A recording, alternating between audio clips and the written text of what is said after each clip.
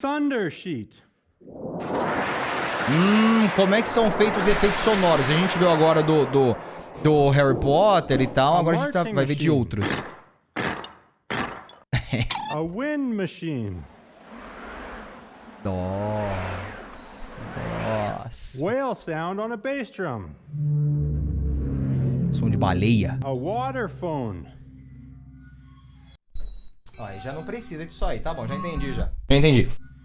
Olha como que é doido, a gente nunca para pra pensar como é que eles fazem esses efeitos sonoros. Vocês acham que eles baixam no YouTube? Não, eles fazem. E aí pra fazer o som de vento, ele tem que fazer uma máquina que ninguém nunca viu. Aí alguém pergunta, pra que serve? Você fala, é pra fazer som de vento. A pessoa vai olhar e fala, vai caçar um trabalho. É, a pessoa que não entende, né, que é meio ignorante.